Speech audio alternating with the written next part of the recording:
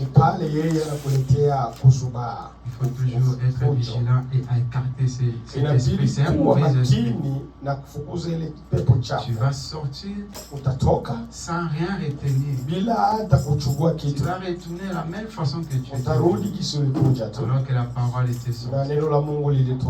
Amen. Frère Rebecca, nous parlons ces 4 semaines à propos de la prière, mais tu n'as même pas participé à une seule séance. Rebecca, tuliongelea juu ya maombi kuima juma ine, lakini haukuja hata kunani moja. J'ai remarqué que tu n'as même pas participé à aucune seule séance. Naliangalia au kukua hata wakati kunani kimoja.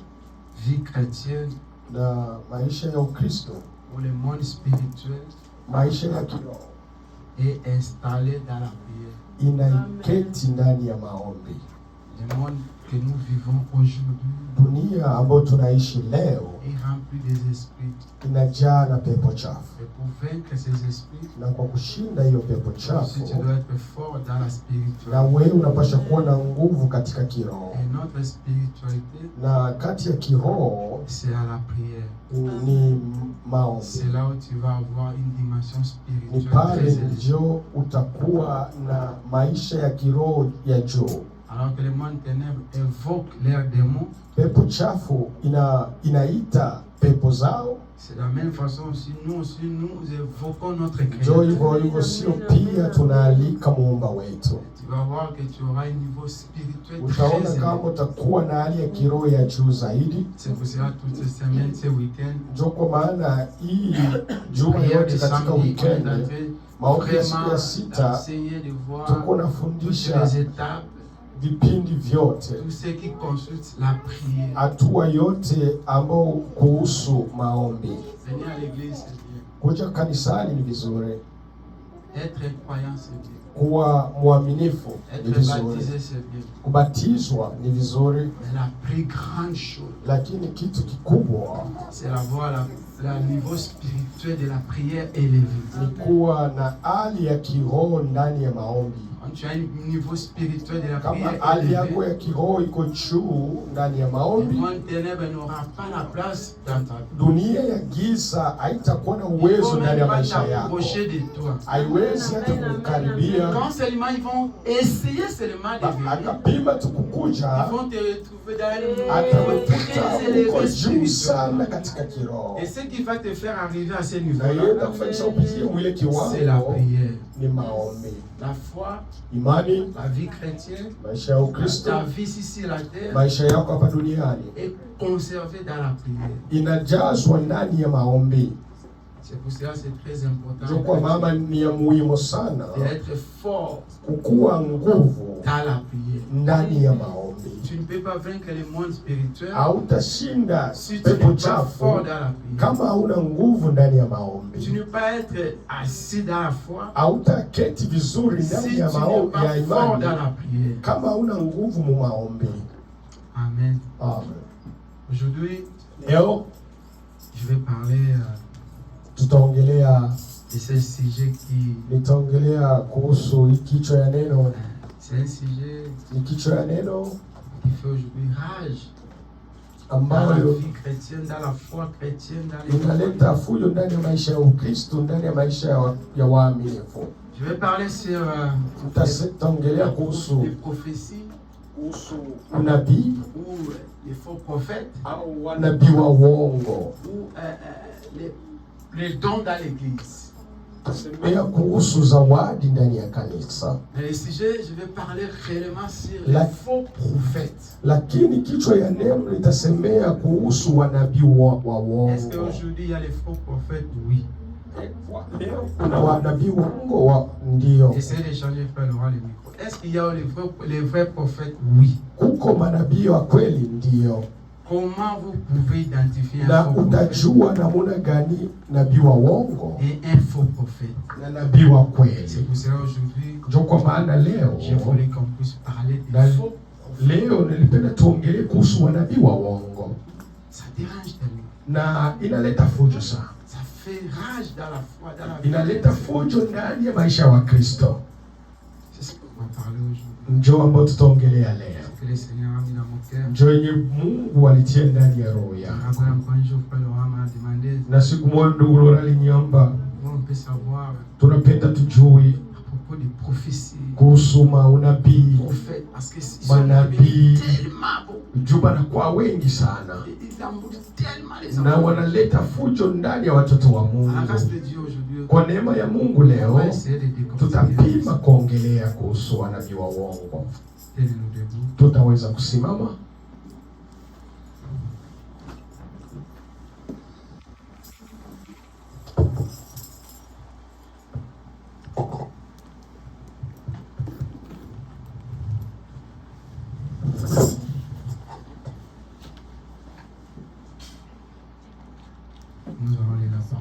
Tutasoma neno la Mungu.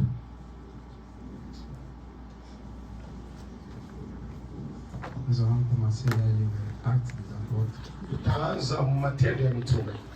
Actes des Apôtres, verset 8. Matendo ya Mitume sura 8. 9.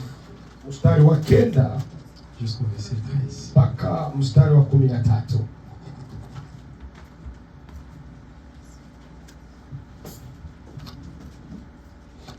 Les faux prophètes. Wanabii wa uongo. Il y en a aujourd'hui tellement. Leo weko wengi sana. Ils sont en train de dérailler les enfants. Na wanaangusha watoto wa Mungu. Alors si vous l'avez, vous pouvez nous lire. Nous lisons Actes chapitre 8 verset 9 jusqu'à 13 au nom du Seigneur Jésus-Christ. Écoutez ce que la Bible dit. Ce que la Bible dit.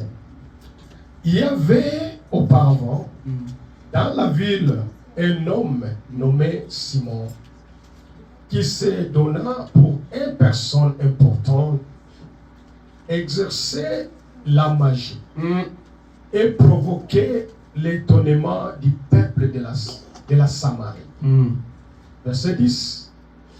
Tous, depuis les plus petits jusqu'aux plus grands, l'écoutaient attentivement et disaient, celui-ci est la puissance de Dieu.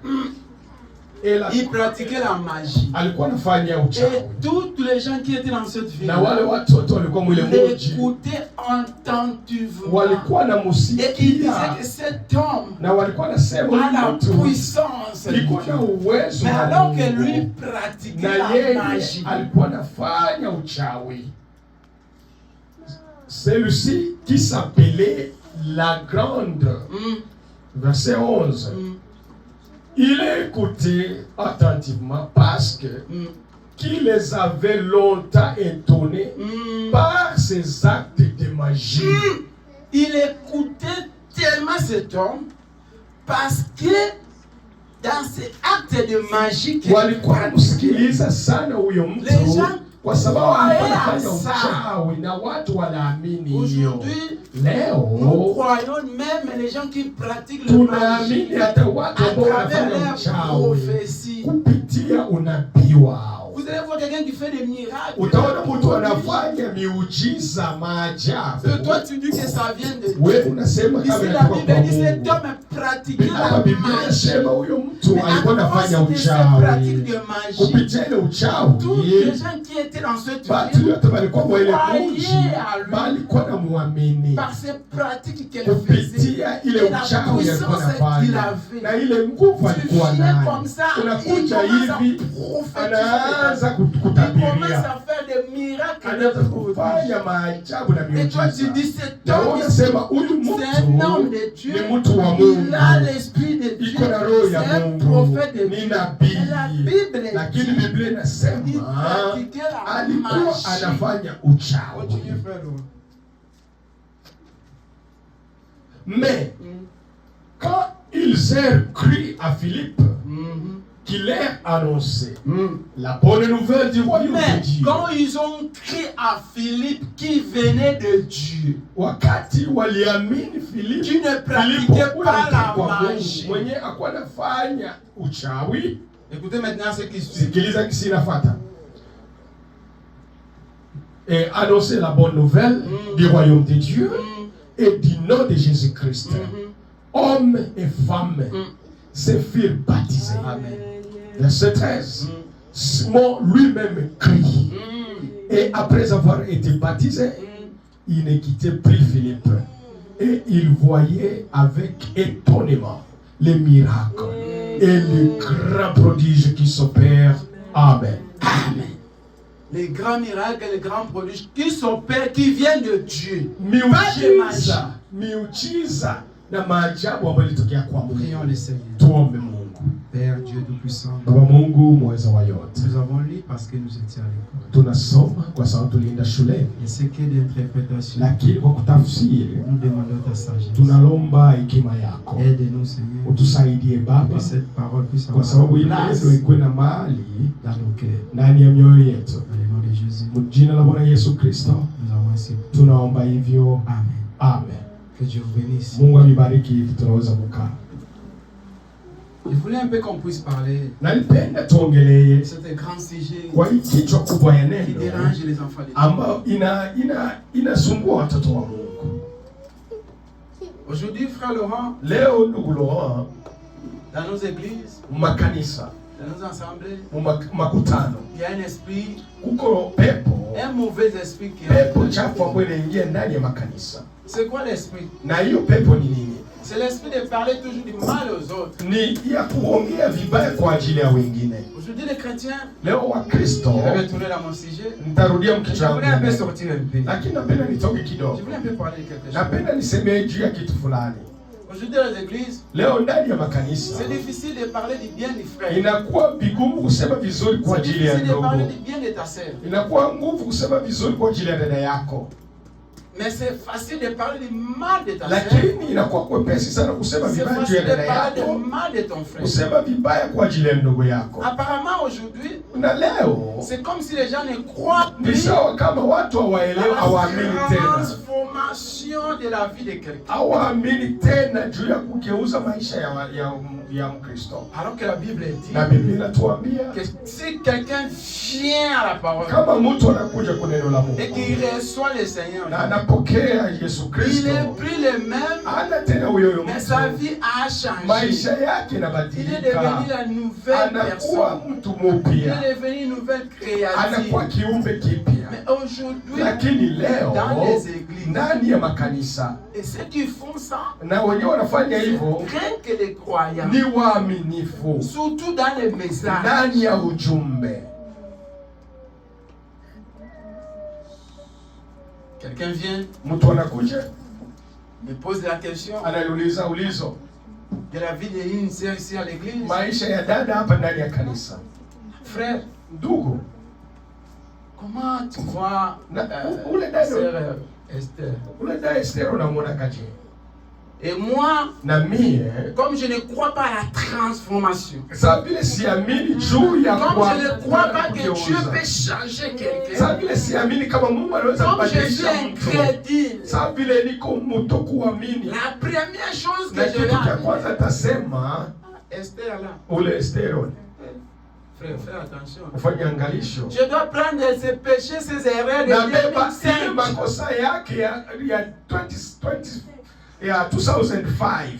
Sarah. Kule dada. Il mettait le make-up. Alikuwa anafanyia kama make-up. C'est un danger. Ni hatari. Donc moi je ne crois pas que Dieu peut changer. Kama Mungu anaweza kubadilisha mtu. C'est l'esprit qui règne aujourd'hui dans les églises. Pepo ambao inatawala ndani ya makanisa. Au lieu de voir le présent d'Esther, qui est Esther aujourd'hui, quelle est la relation que frère Laurent a aujourd'hui avec Dieu? Moi je vais regarder seulement son passé. Laurent qui prenait les femmes ici à Utah, qui prenait l'alcool ici à Utah. Donc toi tu ne crois pas à cette écriture que Dieu peut transformer. Mais tu viens à l'église. Quand tu sors, tu es le premier à parler du mal de ton frère et ta sœur. Frère, sœur, Dieu ne regarde pas le passé. Dieu regarde le présent d'Esther. Dieu regarde le le présent de frère Laurent, la relation avec maintenant. Dieu ne compte pas ce qui était passé. Dieu finit avec la personne. Si Dieu compte les passés de quelqu'un, le voleur à la croix ne pouvait pas être sauvé.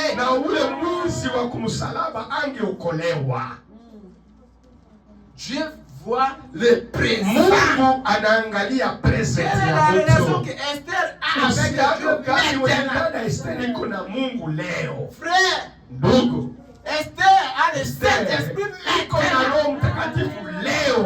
Témoigner du bien de ton frère. Témoigner du bien de ta sœur. Comment toi tu peux être là? Seulement pour commencer à regarder les biens de ta sœur, le passé aussi. Quel esprit qui t'anime? Quelle attitude que tu as? Quel comportement que tu as? Quel type de sœur, de frère que tu as? Son passé, c'est le problème de lui et son Dieu. Frère Branham, que toi tu lis aujourd'hui, que toi tu prends comme modèle les prophètes de l'âge que nous vivons. Tu veux que je te dise le mal que Frère Branham a fait? Frère Branham a menti. Frère Branham là que tu lis, il a fait les box. Allez lire l'histoire. Pour ne pas qu'on puisse commencer à parler, on va lire. Sinon, ça va être au fur et à mesure des paroles. Cherchez-moi. Alors que je suis en train de parler, je dois demander à frère Laurent, lis-moi un peu des Corinthiens. Ça, c'est un peu pas prévu. Mais on va en parler quand même. Parce que c'est un mauvais esprit qui entre Judas. Et frère, cherchez-moi dans les citations de frère Branham la foi parfaite. Paragraphe 133. Alors que frère Laurent est en train de lire 2 Corinthiens 5:17. Parlez quand même du bien de ton frère. Moïse, que tu prends exemple, que tu lis dans la Bible. Tu sais son passé. Tu sais ce que Moïse a fait. Tu sais. Pierre. À toi, Pierre, je bâtirai mon église. Pierre a nié le Créateur. C'est lui qui marchait avec Dieu. Il dormait avec lui. Il vit toutes les miracles. Il savait que celui-ci c'est le Créateur. Mais la dernière minute, Pierre a renié. Jacob a menti.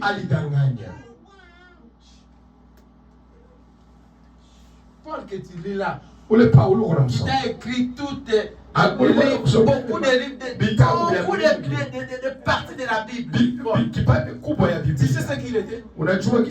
Saoul s'écrit. C'est un persécuteur. Quelqu'un qui faisait du mal. Parlez du bien de ta sœur. Quand quelqu'un qui vient, un étranger qui vient à l'église, quand tu es la première à commencer seulement à parler du mal de ta sœur, à parler du mal de ton frère. Frère là, n'est pas digne de nous prêcher la parole. Frère Laurent avec son passé. Qui es-tu? Si aujourd'hui, et que frère Laurent continue avec sa vie passée, nous ne pouvons pas autoriser. Mais si aujourd'hui, le frère a une vie correcte avec Dieu, où est ton problème? Où est ton problème, mon frère? Écoutez ce que la Bible dit. C'est pourquoi, si quelqu'un est en Christ, il est une nouvelle créature. C'est la parole de Dieu. C'est la Bible. Si quelqu'un est en Christ, il est une nouvelle créature. Donc toi, tu veux qu'on puisse arracher cette écriture. Répands-toi. Si tu avais ce comportement, frère et sœur, répands-toi. Tu as fait ça longtemps. Frère Laurent est ici. Mais toute sa vie est déjà en Afrique. On se soya frère. Bon, il s'est répété. Tu ne te répands même pas. Et tu t'agenouilles, tu cherches les cieux. Répands-toi. Nous devons nous repentir. Nous devons nous repentir. Que chacun de nous avoir une bonne attitude. La parole est appelée les gens à se transformer. Et quand quelqu'un se transforme, il devient une nouvelle créature. Et s'il devient une nouvelle créature, Dieu est capable de l'utiliser. Amen. Samson a pris un païen. Même pas un païen, frère Laurent, mais un prostitué. Est-ce que Dieu l'a lui arraché? Dieu a abandonné Samson. Dieu n'a pas continué à utiliser Samson. Tu es qui pour juger?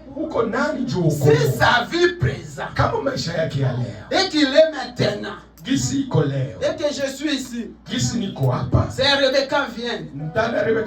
Comment il me dit, frère Jonas? Frère Laurent à la maison.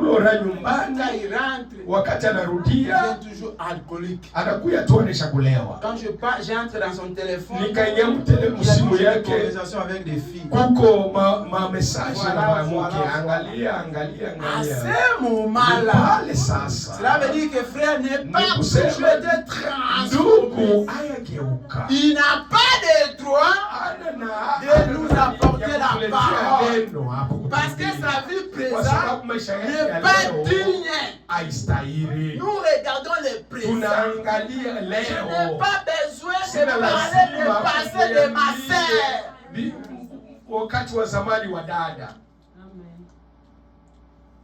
Des fois, les erreurs de ma sœur, makosa ya dada yangu tomoni yangu wanafanya tuliona yo sara ya kubata. Sasa yenyewe ulifanya kwa kufichama. C'est que toi tu as fait en cachet. Yenyewe ulifanya wakati combien de process que tu as retiré? Ni ngapi combien de frères de sœurs que tu as tombé avec? Ni wandugu wangapi yo sara ya kupomba yenyewe ulifanya wewe ya kufichama? Ni nani anajua hiyo?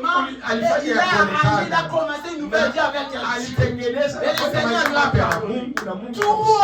Sasa wewe David caché qui connaît ça? Yako ile unafichika nani anajua uko pour mettre un point. Tu as kutia nukta. Répands-toi. Il va se repentir.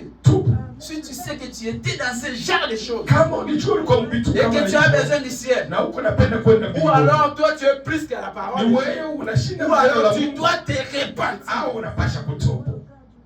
Cherchez le frère, cherchez la sœur, tu as parlé mal de lui, demandez-lui pardon. Fais-le. Ou alors la parole est au-dessus de tous, ou toi tu es au-dessus de la parole. Frère, si tu as le critique de frère Branham,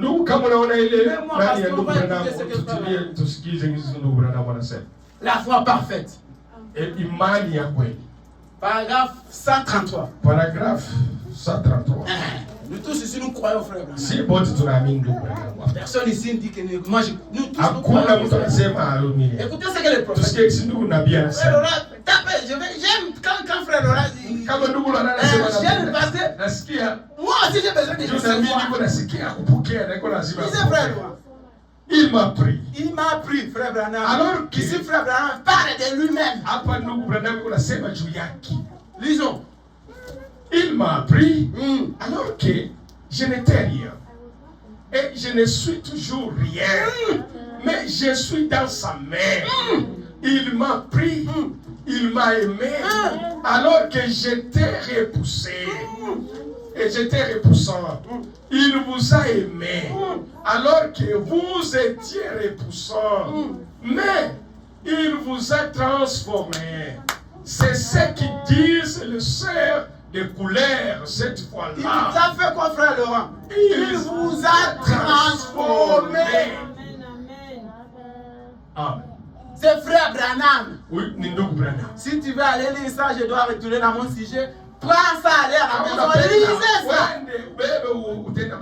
Transmettre et changer mon langue.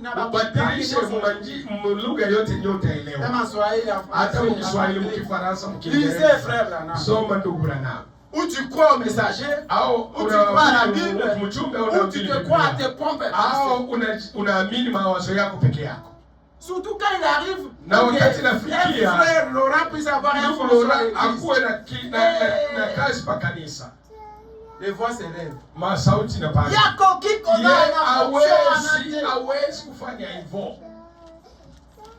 Toi tu sais l'alliance que lui il a avec lui. Qui es-tu pour le juger? Ne peut pas être dans Moïse ne pouvait pas aussi faire comme les enfants d'Israël. Moïse a tué. Moïse a tué. Abraham a pris la fin son serviteur. Cela n'a empêché Abraham de continuer avec Dieu. Cela n'a empêché Abraham d'avoir le fils promis. Dieu a arrêté de travailler avec Abraham.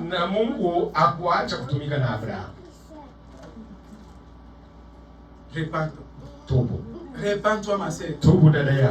Nous sommes nombreux ici avec ces esprits. L'alliance, c'est particulier. C'est personnel. Les croyants des messages, vous devez se répartir. Beaucoup vous êtes des païens parce que vous ne croyez pas à la parole. Vous ne mettez seulement les longues robes avec des vestes. Et à l'intérieur, vous ne croyez pas à la parole. Répands-toi.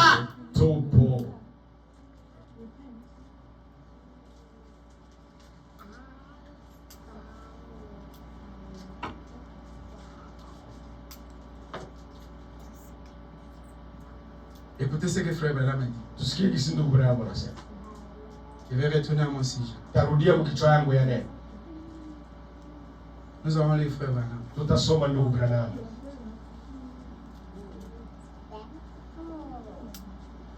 Là, il livre les condamnations, le frère Branham a dit condamnation. Si frère Aïe peut nous projeter ça. Condamnation par la réprimande. Qu'est-ce que frère Branham a dit? De faux prophètes. Alors, je pense que ce message sur le 7 âges de l'Église tombait vraiment à la pointe. Soyons en prière et étudions. Bon, si vous n'êtes pas d'accord et que vous dites, je pense que frère Branham est dans l'erreur, ça vous avez le droit de le faire. Mais, avant que vous le fassions, avant que nous le fassions, avant que vous le fassiez, examinons bien ce que le Seigneur a dit par les Écritures. Voyons si Frère Branham a dit, si un prophétie sort, avant que tu puisses vraiment dire que c'est la parole, ça vient de Dieu, examiner ça.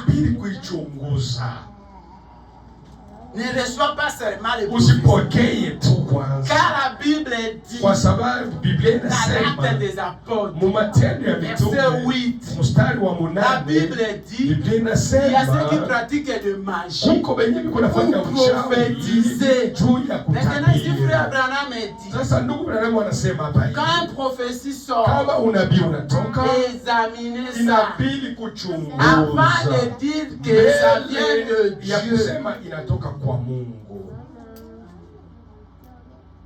Je voulais d'abord qu'on puisse faire une différence. Napenda tufanye utafauti. Il ne peut pas avoir le faux Hakuwezi kuwa wa sans uongo, qu'on puisse avoir le vrai.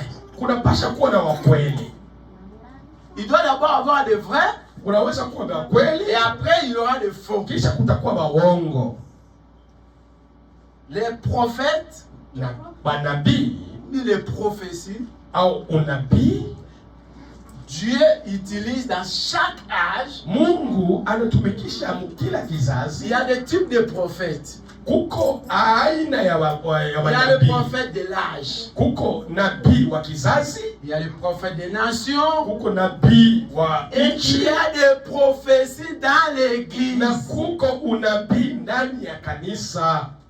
Qui sont les prophètes des nations? Ni nani nabii wa Les prophètes des nchi? nations, c'est comme les Michel. Nabii wa nchi ni sawa vile nabii Michel. Les Michel, Nabii Michel c'était les prophètes des nations. alikuwa nabii Quand wa les enfants nchi. d'Israël partaient pour se battre, Wakati watoto wa ils devaient alors Israeli d'abord aller kupita, consulter un prophète. walipasha kwenda kumwona nabii. Comment, qu'est-ce que Dieu t'a dit? Mungu alikuambia Comment ça va nini? se passer? Itapitika Quand on va y aller à la guerre. wakati utaenda Ça, c'est un kupita. prophète Hiyo des ni nations. nabii wa Mais nchi. prophète de l'âge, Lakini nabii wa c'est comme kizazi. William Mario Ni sawa Branham. vile ndugu Que tu nabii le fais ou Branham. pas, Upende c'est un usipende, prophète de l'âge. ni nabii wa Il kizazi. prend toute la génération. Anabeba hii kizazi Et dans ce yote. genre de Na prophète, ile unabii wa il n'y a hivyo pas deux. akuwaki Il y a une wawili, seule personne unakuwaka que ni Dieu moja va tu utiliser mwenye Mungu dans anatumikisha chaque âge. kila Depuis kizazi. que le monde est Tangu monde, dunia ikuwe Dieu utilise dunia, toujours une Mungu seule anatumikisha tu personne mtu pour mmoja annoncer ou pour juu ya sauver. kuleta au Il juu ya n'utilise pas kuokoa. deux personnes. Atumikishake watu Il utilise seulement une wawili, seule personne. anatumikisha tu mtu Et il mmoja met ces na petites personnes à côté anatia de watu lui wengine pour pembeni le yake soutenir. juu ya kumsupport. Dans une église, Na ndani ya kanisa on n'a pas un prophète. hamuna nabii. On a des dons de prophétie. Kuko zawadi ya Comment ça, unabii. frère Jonas? Oui. Namuna gani ndugu Jonas? Il n'y a pas de prophète dans les églises. Ndani ya kanisa hamuna Mais il y a manabii. des dons de prophétie dans les églises. Zawadi ya unabii ndani ya kanisa. Aujourd'hui, Lakini qu'est-ce qui leo fait les défauts? watu wanafanya nini? Avec nos frères des dénominations, Na watu wa mama avec les sehebu églises des réveils, kanisa ya ils unamusho prennent les dons, wanabeba ile ils se zawadi fait avertir. Il a dit wanaivala hayo, que wanaivala Jésus prophète. nasema oh, mimi niko Tu nabii. n'es pas prophète. Hauna Tu nabii. peux avoir un don.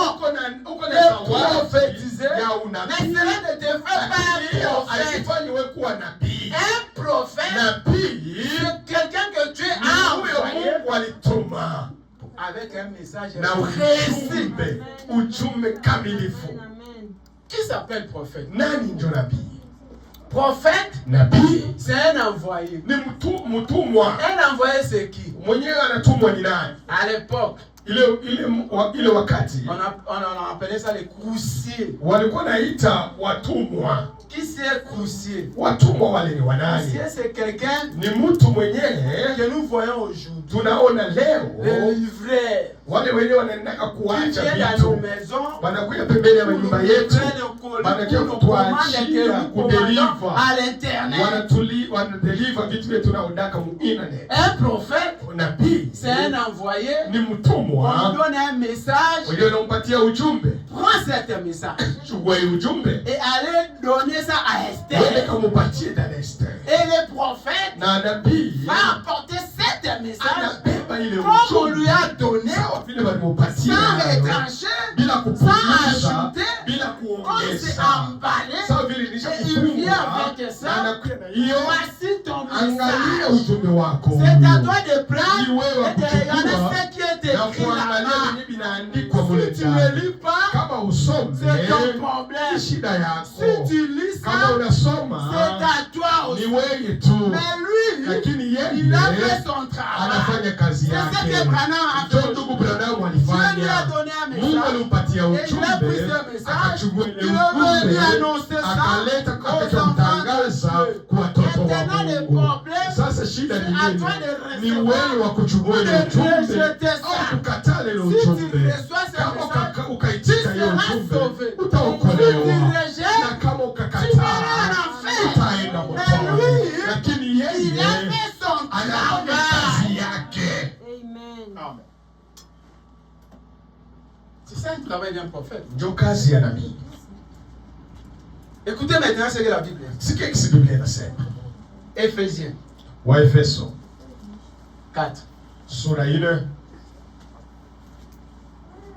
7, sura 4 mstari wa 7 13. mpaka 13. Qu'est-ce que la Bible dit? Mais Biblia inasema nini? Pour voir que Kwa kuona kwamba les prophètes qui sont sortis aujourd'hui, manabii wa leo d'où ils prennent leur mot là que je suis prophète, wenye wanabeba ile ils ne ile sont pas jina des sema, prophètes, mais ils niko ont des prophète, dons de prophétie. niko prophète. Hawana maprofeti, biko na zawadi ya unabii. Écoutez ce que la Bible dit. Sikia kisi Biblia inasema.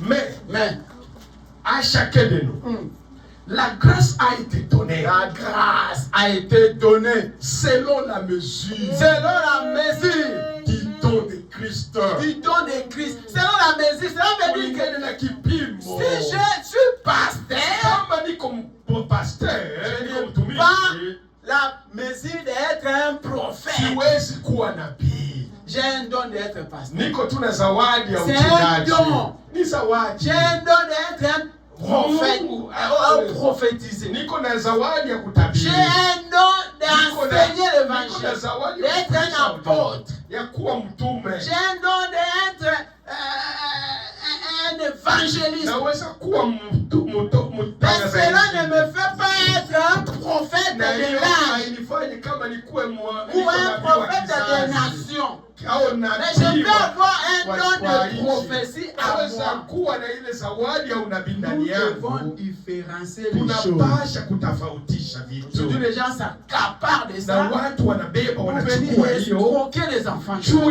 ya kuibia watoto wa Mungu. Ça vient maintenant un fonds de commerce. Inakuwa sa ni business. À cause de parler ou de discerner quelque chose. Juu ya un frère et ça allait unavumbua ile exactement. zawadi, unavumbua siri ya mtu, unasema Dieu a fait grâce que Mungu ça puisse alikufanyisia vraiment concorder à neema. ce que tu as dit. Juu bifanani na vile ulisema. Quelqu'un prend ça, récupère ça. Mtu anabeba Et il fait anachukua ça hiyo. un fonds de commerce. Anaanza kufanya Il commence à escroquer les enfants. anaanza kuibia watoto Il wao. commence à utiliser ça Anaanza pour kutumikisha hilo manipuler les enfants de Dieu. juu ya Il y a ceux qui vont même aller chercher le fétiche pour commencer à prophétiser. wanaenda hata kutafuta uchawi. Mais écoutez ce que la Bible dit. Et qu'est-ce que la Bible inasema? C'est pourquoi Hein?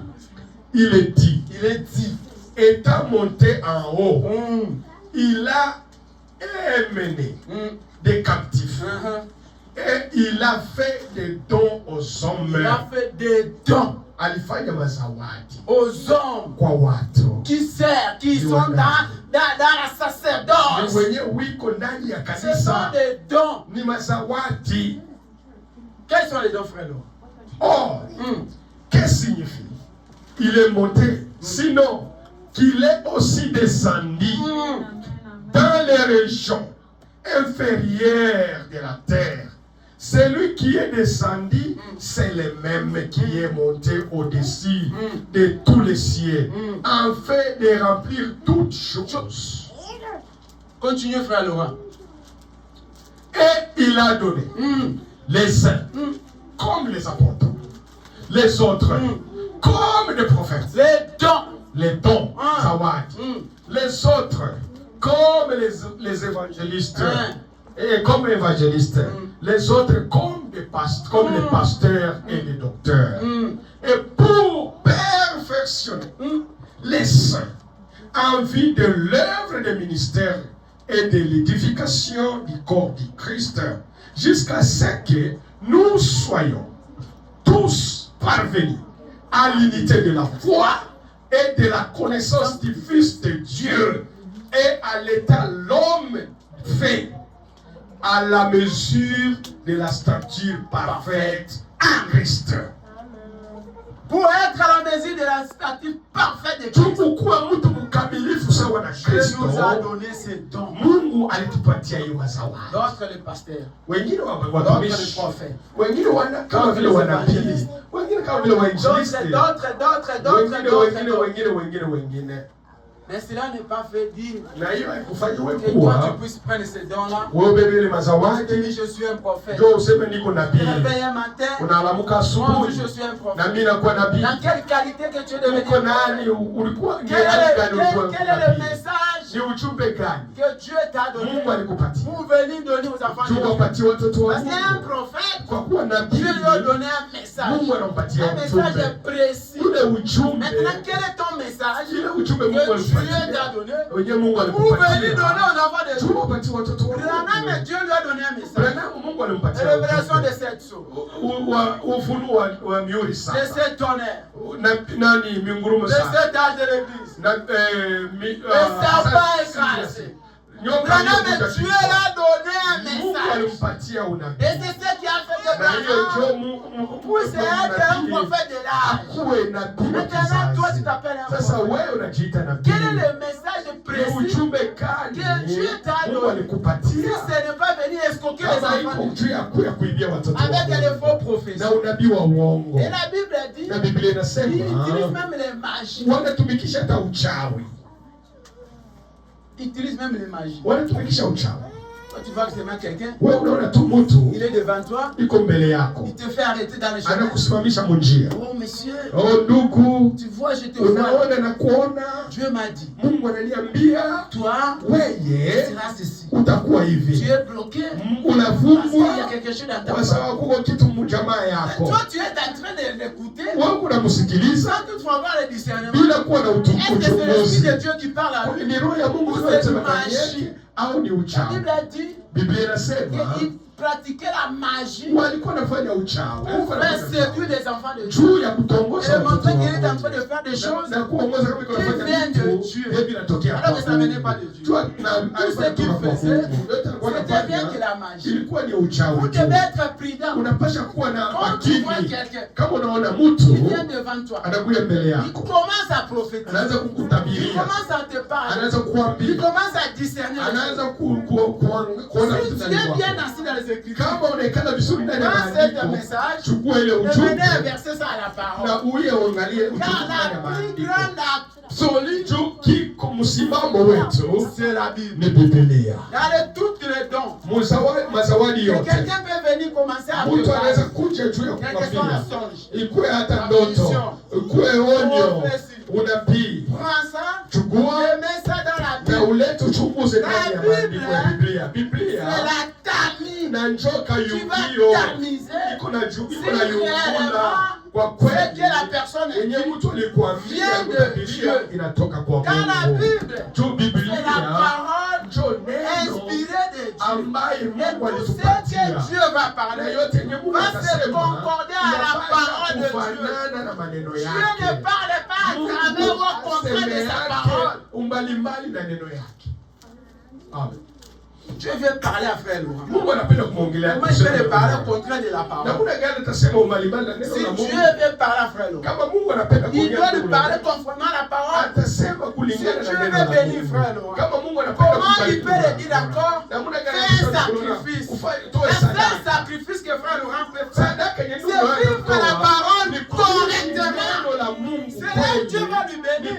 Mais comment Dieu veut bénir frère Laurent? Il va lui dire encore, il faut me donner un sacrifice. Et donne-moi ta fille. fais ceci et cela. Il faut que tu puisses commencer à se réveiller pendant la nuit environ pour aller au cimetière. Mais quel genre de bénédiction? Alors que quand Dieu est béni, il n'y a pas un chagrin.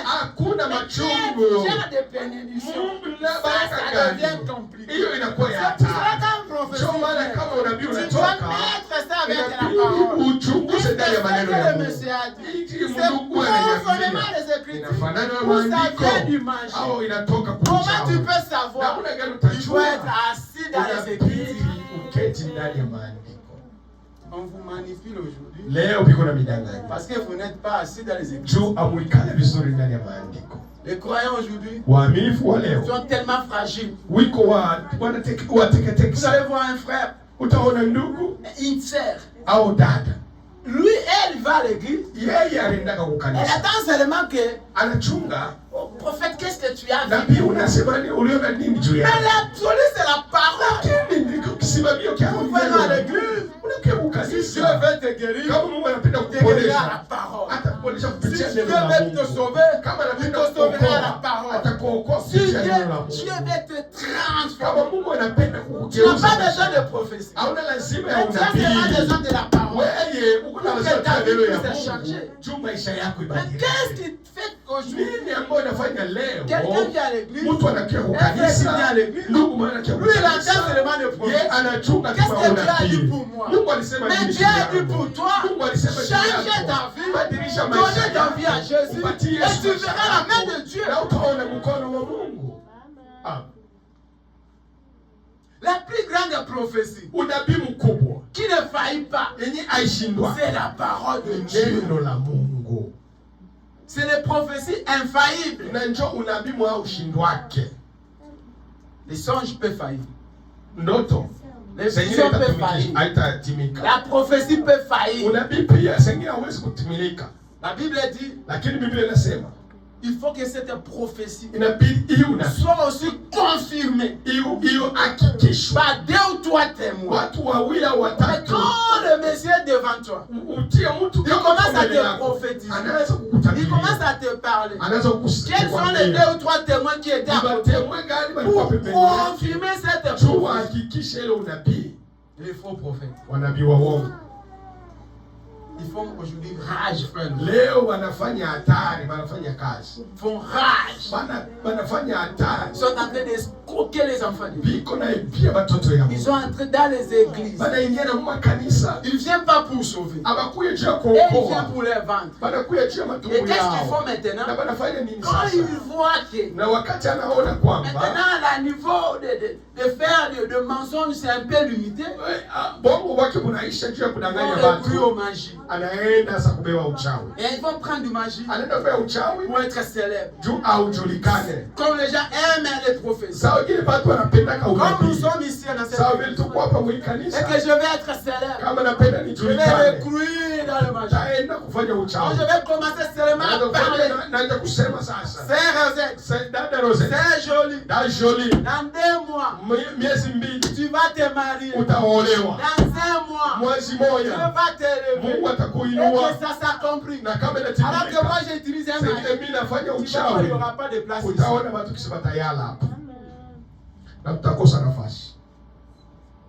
C'est ça ce que les gens veulent. Mais les gens ne veulent pas la vérité. Dans les grandes prophéties, c'est la parole de Dieu. Si tu veux être béni, si tu veux être élevé, si tu veux te marier correctement, suivez seulement la parole. Suivez les principes de la parole. Tu n'as pas besoin de prophétie. La vraie prophétie, c'est la parole de Dieu.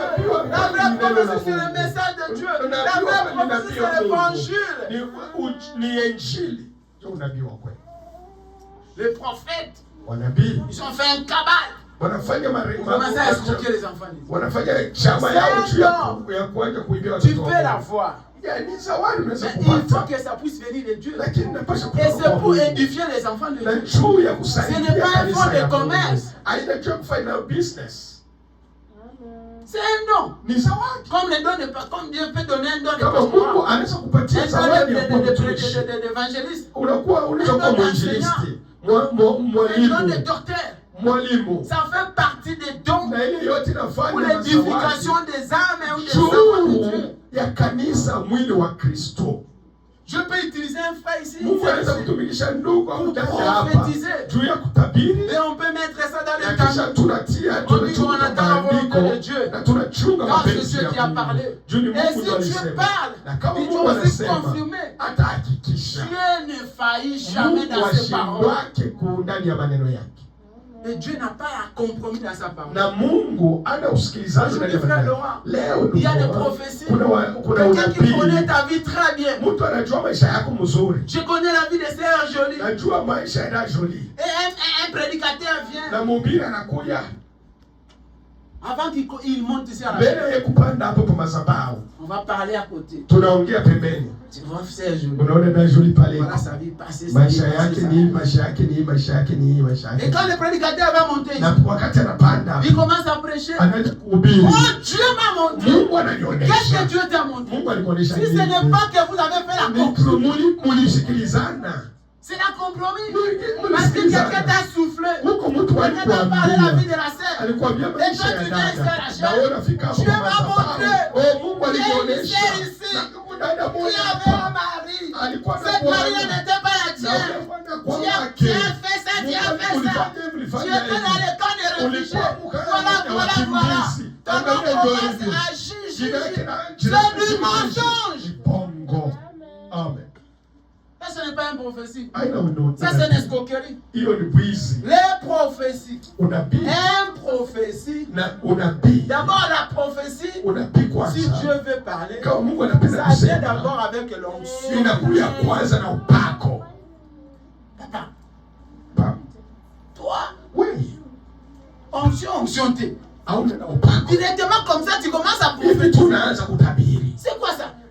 Frère Branham, quand il voulait prophétiser dans l'église, il disait d'abord, maintenant, ce n'est pas moi. L'ange est descendu. Il sentait la présence. Il dit maintenant, ce n'est pas moi. Maintenant, toi, qui est descendu? Si ce n'est pas l'escroquerie, les faux prophètes. Quand l'ange descend, il écarte la personne. L'ange lui-même, il prend la place.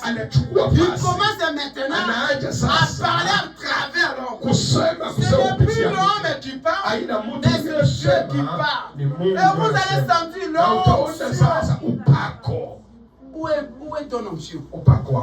Il n'y a même pas l'onction. La seule chose que tu as, c'est commencer à tâtonner. On ne tâtonne pas dans un prophétie. Frère Branham, quand il prophétisait, c'était les signes du Seigneur. Il parlait correct avec précision. Un prophétie doit être correct avec une précision. Un prophétie ne peut pas être de tâtonnement. Ça, c'est ça du mensonge. C'est l'escroquerie. C'est façon de chercher quelqu'un qui va voir que bon, ça ressemble à moi. Donc c'est moi. Comme les gens aiment. Écoutez ce que la Bible dit. 1 Timothée. 1 Timothée, premier verset, troisième, sura ya kwanza mstari wa 3 mpaka wa 7. Écoutez ce que la Bible dit. Sikiza kisi Biblia inasema. Je te rappelle, exhortation que je te fis à mon départ pour la Macédoine, lorsque je t'engagerai à rester à Éphèse, afin de recommander à certaines personnes de ne pas enseigner d'autres doctrines et de ne pas s'attacher à des fables et à des généalogies sans fin qui produisent des discussions plutôt qu'elle avance l'œuvre de Dieu dans la foi. Continue. Le but du commandement, c'est une charité venant d'un cœur pur, d'une bonne conscience et d'une foi sincère. Quelques-uns s'étant détournés de ces choses se sont égarés dans des vains discours. Ils veulent être docteurs de la loi et ils ne comprennent ni ce qu'ils disent, ni ce qu'ils affirment. Amen. Beaucoup aujourd'hui, frère. Ils se fait égaler wanapotea de la vérité. Wanaacha Pour leur ukweli vendre, juu ya tumbo pour leurs yao, intérêts, juu ya leur pata, juu yao il se kufanyikiwa. fait égaler. Il n'est pas Wanapotea, dans la vérité. hawana tena ndani ya ukweli. Il est là seulement pour son intérêt. Iko pale juu ya Il est là kupata seulement pour kwake. escroquer les enfants de Iko Dieu. tu pale juu ya kuibia Il watoto est là wa seulement Mungu. pour chercher à soustraire Juu ya kubeba les enfants de Dieu. Mais il n'est pas dans la vérité comme la parole dit. Lakini hawako tena La parole dit, ukweli. restons dans la vérité. Neno ya Mungu inatuambia Parlez tubaki rien que la ukweli. vérité. Tuseme juu ya Si ukweli. Dieu veut guérir, Kama Mungu anapenda il va kuponesha, guérir. ataponesha. Si Dieu veut t'utiliser, Mungu anapenda il va kutumikisha, t'utiliser. atakutumikisha. Nous n'avons pas besoin Hatuna de lazima faire un compromis ya si et commencer à kusikilizana parler de na mensonges tuache kusema bongo pour faire plaire quelqu'un ici, juu ya kufurahisha pour mtu faire hapa, soustraire quelqu'un ici. juu ya Nous kuibia mtu n'avons pas hapa. besoin de Hatuna ça. lazima ya C'est ce qui hiyo. passe aujourd'hui Na ndio inafanyika avec les leo faux na prophètes. manabii wa uongo. Et ils sont Na nombreux. ni wengi sana. Amen. Ils détruisent aujourd'hui des foi des enfants. Wanaharibu imani ya À cause watoto des faux prophéties. juu ya unabii wa uongo. Parce que les gens font les prophéties Watu wanapenda au unabii lieu de la parole. baada ya kusikia neno la Mungu. Qu'est-ce qui t'intéresse quand tu viens? Nini ambayo kinakuburula wakati unakuja kanisa? La prophétie Ni unabii ou la parole de Dieu. au neno la Mungu? Mais la parole de Dieu est le centre de toutes ces choses-là. Neno la Mungu ndio sina ya kila kitu. Dans la parole de Dieu, Neno la Mungu il y a la prophétie. kuko unabii. Dans la parole de Dieu, Neno il y a la les Mungu visions. kuko Dans la ndoto. parole de Dieu, Neno il y a la les Mungu prodiges. kuko Dans la parole de Dieu, miujiza. il y a des miracles. Kuko maajabu. Si Dieu veut faire miracle, Kama Mungu anapenda kufanya si Dieu veut miujiza, guérir, kama Mungu anapenda dans la parole de Dieu, ni ndani tu ya n'as neno pas la besoin Mungu. d'aller chercher les Hauna magies lazima ya pour kwenda venir kutafuta faire le miracle uchawi. de l'église. Juu ya kufanya miujiza Et kwa après kanisa. avoir fait ce Na miracle, kisha kufanya ile d'où miujiza, partira ton âme? nafsi yako itaenda wapi? Tu as pris l'argent. Unapenda makuta, Tu as voulu voir ton intérêt. unapenda kupata Tu faida as voulu yako, avoir le succès. unapenda Tu as ujulikane, voulu remplir cette église. unapenda kanisa hii Tu as yawe, voulu faire des grandes croisades. unapenda ufanye makanisa kubwa. Derrière toi, c'est la magie. Nyuma yako Et ni après uchawi. ça, Na kisha d'où hii partira ton âme? nafsi yako itaenda wapi? Nous allons rester dans la vie. Tutabakia ndani ya Ne ukweli. laissez pas les faux prophètes Usiache ou manabii les wa uongo prophéties au prendre unabii au-dessus de ta parole, de la foi de ta vie chrétienne. au ubebe maisha yako ya Ukristo. Laissez la parole Acha neno la Mungu contrôler ta vie. iangalie maisha yako. Amen. Ne basez pas ta foi Usitie nafsi dans imani un yako prophétie ou dans les prophéties. ndani ya unabii, Mais basez ta foi lakini tia nafsi dans na la imani parole yako de Dieu. ndani ya neno la Mungu. d'où nous voulons y aller aujourd'hui. Ni wapi tunapenda kwenda leo? Quelle foi tu veux avoir aujourd'hui? Ni imani gani unapenda À kuwa cause nayo des leo? intérêts, Juu ya à cause des biens, faida, à cause du succès. juu ya kujulikana, Tu vas aller chercher du magie. unaenda kutafuta Tu uchawi, vas aller chercher du diable. unakwenda kwa Pour shetani, venir envoûter encore les enfants de juu Dieu. ukuye Pour venir détruire encore les enfants de Dieu. uharibu Pour watoto amener wa Mungu. encore les enfants de Dieu en enfer. Upeleke watoto wa Parce que Mungu si moto. toi tu viens avec les mauvais Kama prophéties, unakuya na unabii tu wa viens avec uongo, les mauvaises visions, tu unakuya na viens mandoto avec ya les mauvais uongo, songes, unakuya na ça mandoto veut dire ya que tu vas uongo, amener les enfants de Dieu en enfer. Car tout ce que tu fais, ça upate vient unafanya, du diable. inatokea kwa Et la shetani. fin, c'est ramener tous les enfants de Dieu au Watoto diable. yote ya Mungu kwa shetani. Si le conducteur est diable, Kama mtumishi yeye ni wa toute shetani, l'église va aller en na enfer. kanisa yote itaenda kumoto. Amen. Faites attention. Tufanye angalisho. Regardez là où, Uangalie ou huko quelle prophétie. au Qui uchunguze cette na personne, ni mtu gani mwenye quelle est la crédibilité que la personne a pour te donner une prophétie? ni iko na aina iko aje kujua kupatia hiyo unabii. D'où il a reçu le message d'être un prophète. Qui a donné cette ordonnance? Quel est le message précis qu'elle a pour être un prophète? Nous avons seulement un prophète de l'âge, un prophète des nations, et le don de prophétie dans l'église. Les dons de prophétie dans l'église.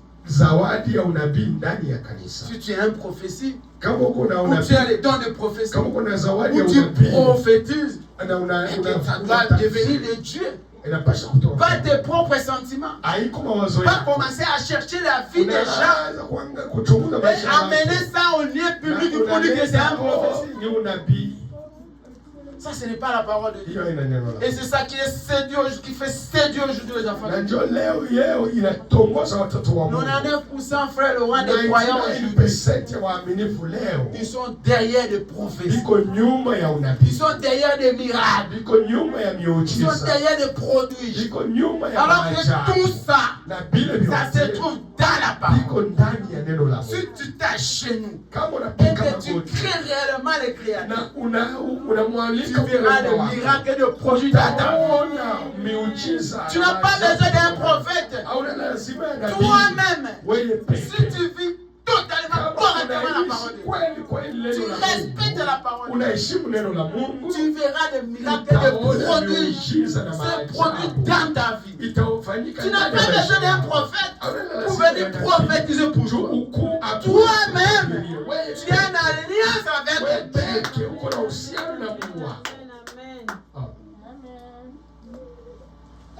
L'événement rendu clair. Écoutez, frère Branham. Par les prophéties. Qu'est-ce que frère Branham a dit?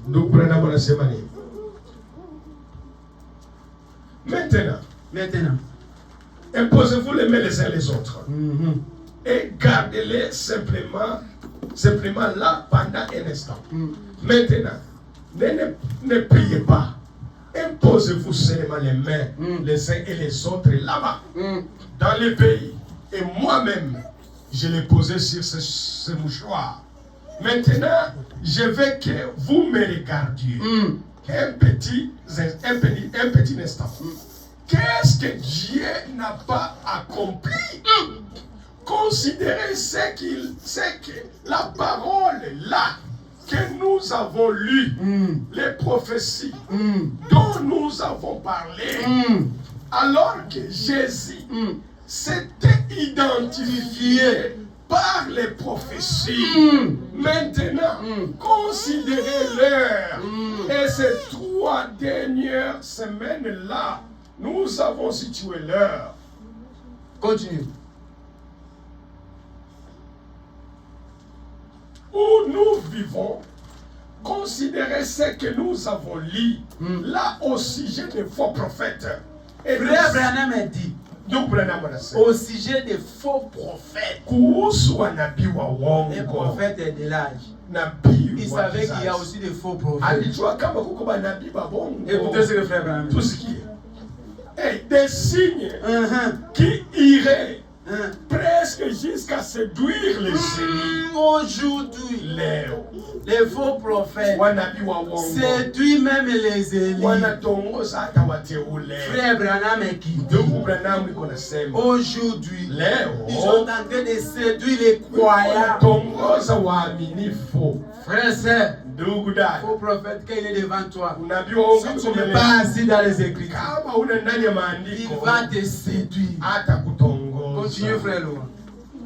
De la parole qui a été manifestée du Dieu de cet âge, qui a aveuglé les mensonges, les cœurs des gens, et le Dieu lui-même qui a dit par ses prophètes et par ses prophéties que ces choses-ci se produiraient dans cet âge de la haute. Amen. Frère Branham, les faux prophètes viendront dans cet âge. Frère Branham avait dit ça. alisema Et hivyo. aujourd'hui, Na leo ils sont remplis dans le monde wanajaa pour dunia prophétiser, juu ya pour kutabiri, parler, juu ya pour kusema, évangéliser kuhubiri avec du na mensonge. bongo. Tout ce que les faux prophètes font, c'est séduire les enfants de Dieu avec les prophéties qui ne viennent pas de Dieu. Ne donnez pas ton oreille à un prophète qui n'a pas de commission. Un prophète, quand il te met devant toi, posez-lui la question. Quel est le message que toi Dieu t'a donné pour venir nous enseigner? Si elle n'a pas un message, ce n'est pas un prophète. Elle a un don de prophétie, mais ce n'est pas un prophète. Être un prophète, tu dois avoir une commission. Et une commission, c'est un message que Dieu va te donner pour venir annoncer aux enfants de Dieu.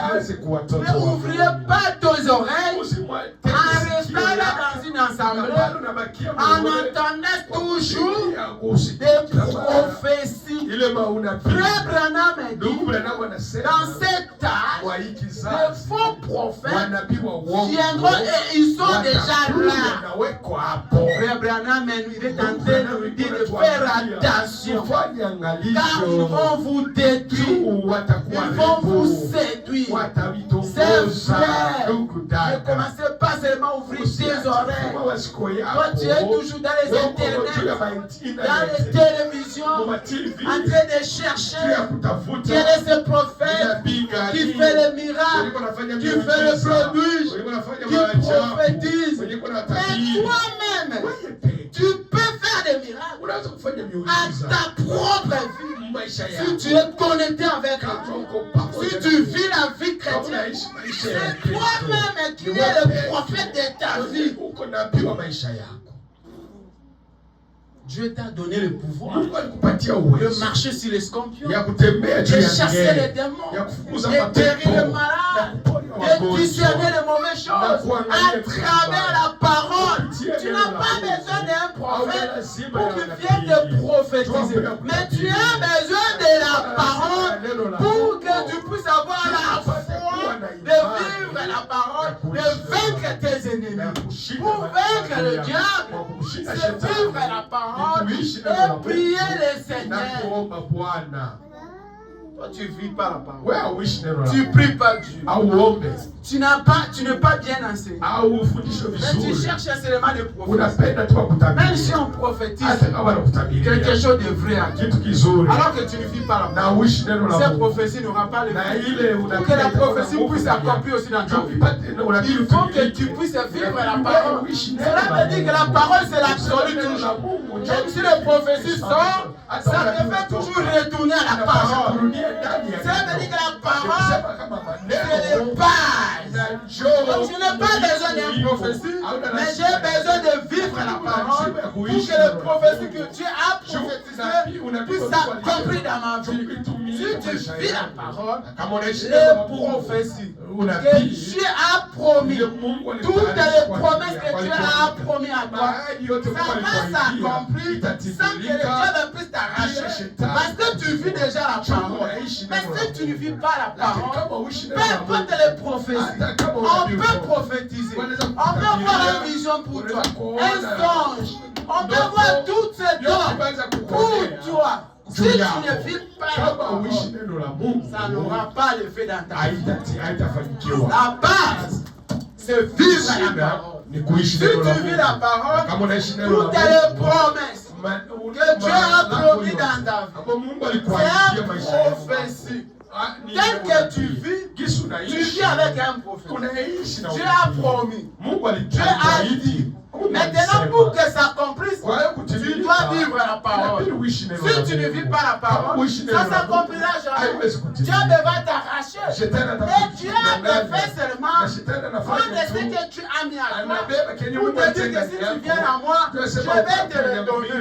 Alors que Dieu t'a déjà donné. Mais à cause de ne pas vivre la parole, c'est pour cela que toutes les choses, les promesses, les prophéties que Dieu a mis à toi, ça ne s'accomplit pas. Mais si tu vis la parole et tu respectes la parole, tu marches avec la parole, toutes les prophéties, toutes les prophéties, la vie d'un croyant sur la terre, c'est une prophétie que Dieu a mis. Maintenant, pour que ces prophéties puissent s'accomplir dans ta vie, tu dois vivre la parole. Quand tu ne vis pas la parole, quand tu n'as pas la foi, quand tu ne pries pas, tu ne combats pas tes ennemis, mais tu veux que les promesses puissent s'accomplir.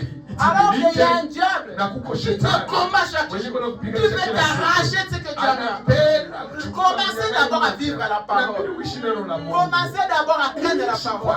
Commencez d'abord à respecter la parole. C'est à ce moment-là que tu vas voir toutes les prophéties que Dieu a mis dans ton chemin. Tu ne pourras pas, ça va s'accomplir. Que Dieu vous bénisse.